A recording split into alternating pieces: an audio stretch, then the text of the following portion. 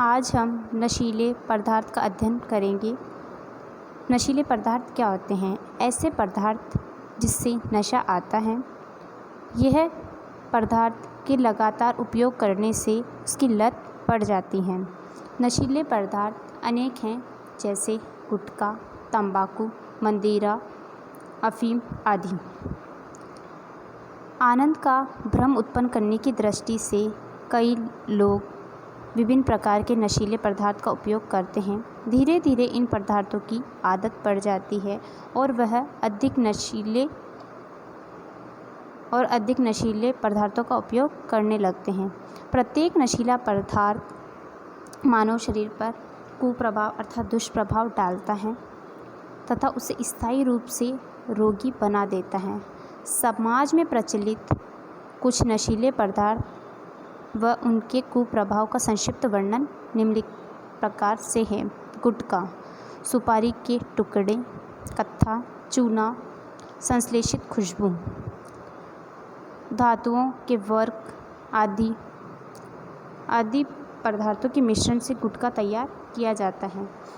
कुछ में तंबाकू भी डाला जाता है। पाउच संस्कृति के प्रसार के कारण गुटखा हर गांव गली तक उपलब्ध है। महिलाएं और बच्चे भी इसका उपयोग खुलकर करने लगे हैं।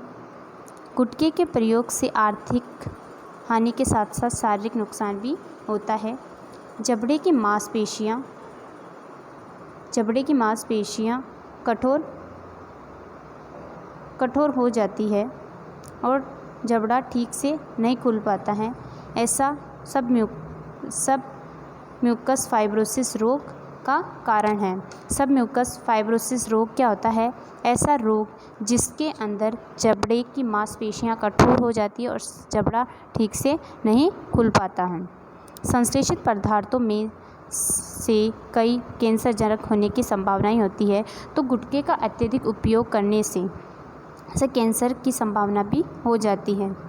तंबाकू पादप का वैज्ञानिक नाम निकोटिएना ट्यूबेकम, जो कि सोलिनेसी कुल का है, कि पत्तियों से प्राप्त किया जाता है। पत्तियों में 1 से 8% तक निकोटिन नामक एल्कोहलॉइड पाया जाता है। तो तंबाकू से कौन सा एल्कोहलॉइड्स पाया जाता है? तंबाकू में कौन सा एल्कोहलॉइड्स पाया जाता है? निकोटीन। कौन सा एल्कोहलॉइड्स पाया जाता है? निकोटीन एल्कोहलॉइड पाया जाता है। तंबाकू का उपयोग कई प्रकार से किया जाता है। अधिकांश लोग पान, गुटखे या चूने के साथ इसे चबाते हैं। कुछ लोग इसके पाउडर को सूंघते या मंजन की तरह दांतों व फेफड़ों तक मलने में करते हैं। मसूड़ों पर मलने में करते हैं। तंबाकू को बीड़ी, सिगरेट, चिलम, सिगार, हुक्का या अन्य रूप से उपयोग किया जाता है। तंबाकू के उपयोग से होने वाली हानियाँ निम्न हैं। तंबाकू के निरंतर संपर्क में, यदि हम इसका उपयोग निरंतर करते हैं तो संपर्क में आने से मुख, जीभ, गले व फेफड़े आदि का कैंसर होने की संभावना बढ़ती है। सेकंड, तंबाकू में उपस्थित निकोटीन जो एल्कोहलॉइड पाया जाता है, धमनियों की दीवार को मोटा कर देती है, जिससे रक्तदाब व हृदय स्पंदन की दर बढ़ जाती है। गर्भवती महिलाओं द्वारा तंबाकू का सेवन करने पर भ्रूण विकास की जो गति है वह मंद हो जाती है। चौथा, सिगरेट के धुएं में उपस्थित कार्बन मोनोऑक्साइड जो लाल रक्त कणिकाएं उन्हें नष्ट कर देते हैं और रुधिर की ऑक्सीजन परिवहन की क्षमता को कम कर देते हैं।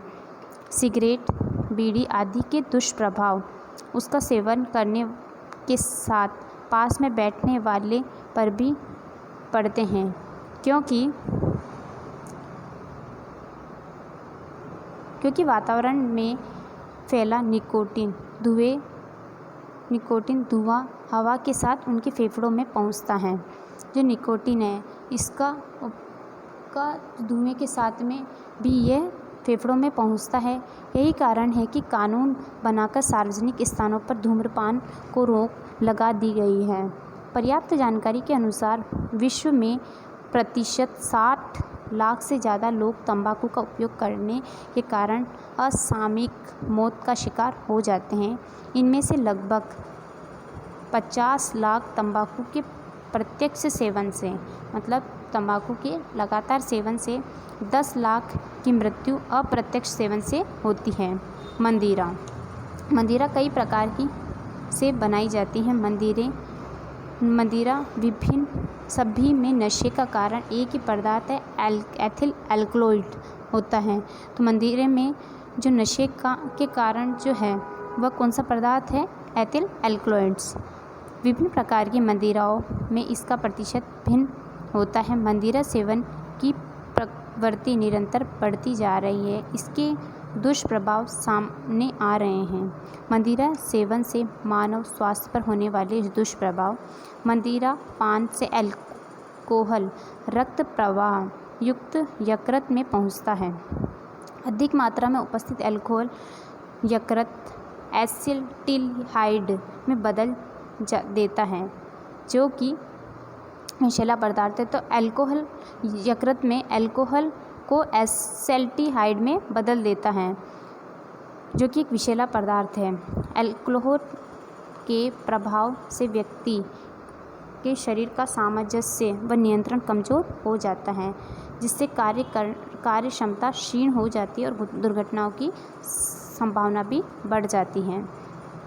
अल्कोहल से स्मरण शक्ति, सोचने की शक्ति भी कम आती है, साथ ही तंत्रिकीय तंत्र भी प्रभावित होता है। इसके प्रभाव से वस्य यकृत रोग होता है, जिसमें प्रोटीन व कार्बोहाइड्रेट संश्लेषण पर प्रभाव पड़ता है।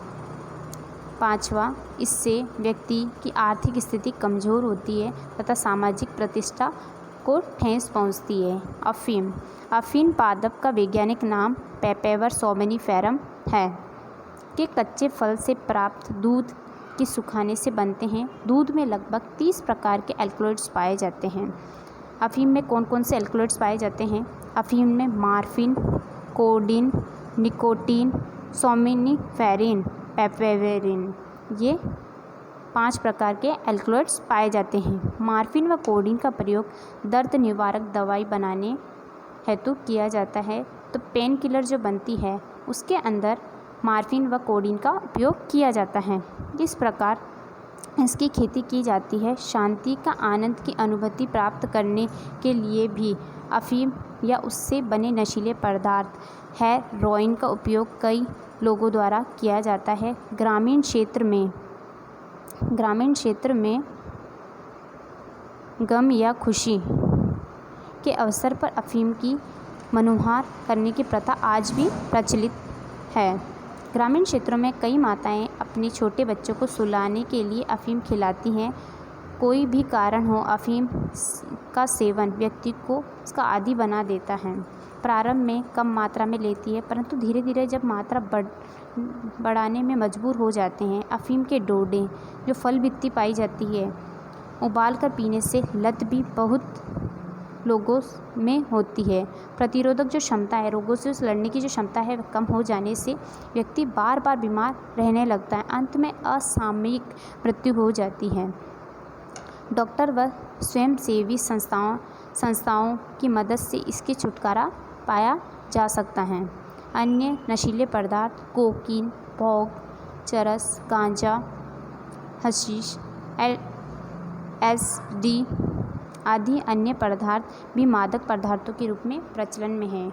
युवा इसका उपयोग विभिन्न कारणों से कर बैठते हैं या चुगल में फंस जाते हैं। इनके उपयोग से दुष्प्रभाव परिवार के विच्छेदन, अपराध प्रवृत्ति की वृद्धि, शारीरिक व मानसिक कमजोरी के रूप में सामने आते हैं।